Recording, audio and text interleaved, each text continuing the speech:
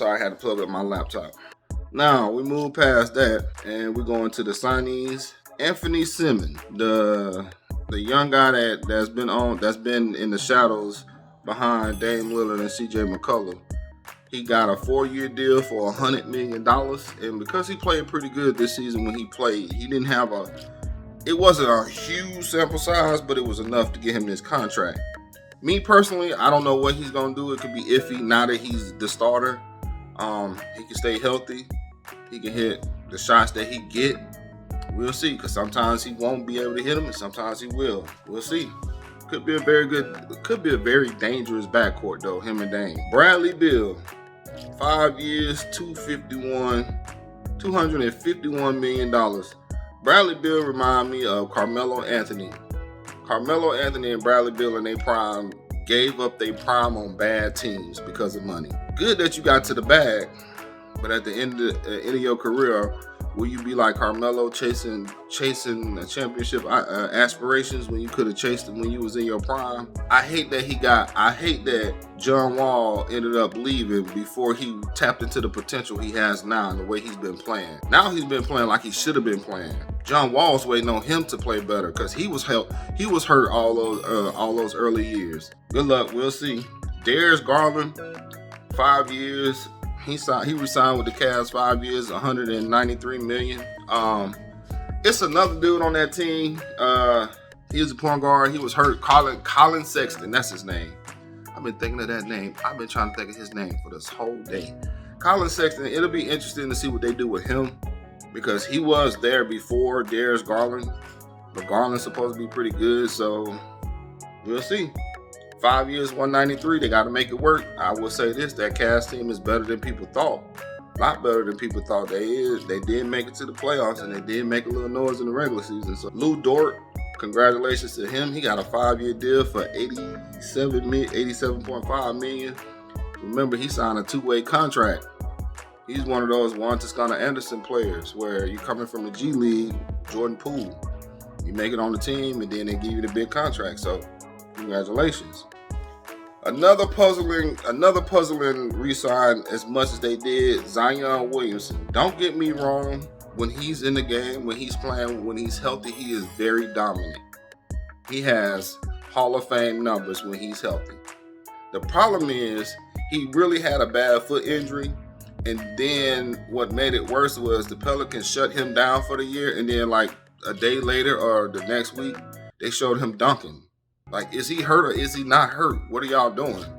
I know you're supposed to approach this with kid gloves, sort of say, because injuries really do change teams' projections for success. But 5 years, $193 million?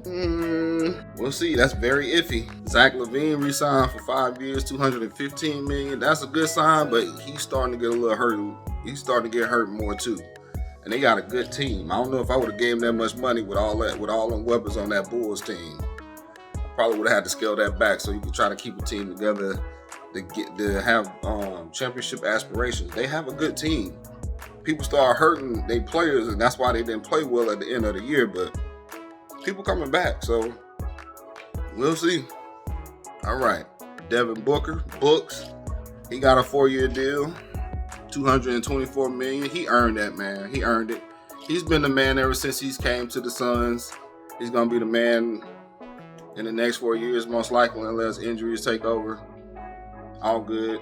Interested to see how they do this season. Hopefully they don't do what happened last season. That's why on teams that's winning like them, like the Warriors, like the Bulls back in the day, like the Lakers, like the Phoenix, not Phoenix, but the Spurs, and all those teams that had a really great regular season. That's why I feel like you should lose games in them last 2 weeks so your mind can reset to realize, okay, we're going to the playoffs. We can't lose these games. We can refocus and get back to normal, because when you win all those games so high, it causes a couple of things. It makes you numb to danger of losing.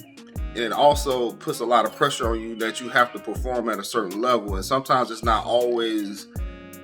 good to always be in that mind frame. It's kind of hard. So we're going to go to Big Cat. Big Cat got a 4-year deal for $224 million. I don't know how long he's going to be there now that Gobert is there.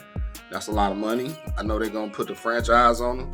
But just like Jimmy Butler said, now you have the weapons around you. There's no excuse for you not to be in the playoffs. You got to step up. Ja Morant, 5 years, 193. That's a given. That's a given. You saw what he's been doing. The man been tearing it up. The crazy thing about Ja Morant's situation is, without him, the Grizzlies are better. And with him, they're dangerous. They're a good team. If he can figure out how to make himself more valuable for the team. Because like when he's in, he do pass the ball. Don't get me wrong, he does pass the ball, but the ball movement is not like it is when he's not in the game.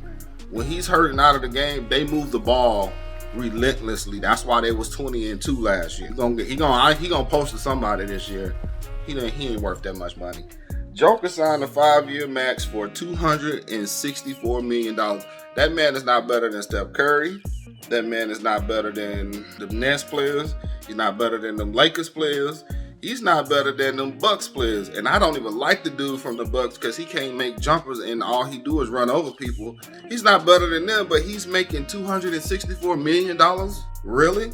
Another thing I'll beef with.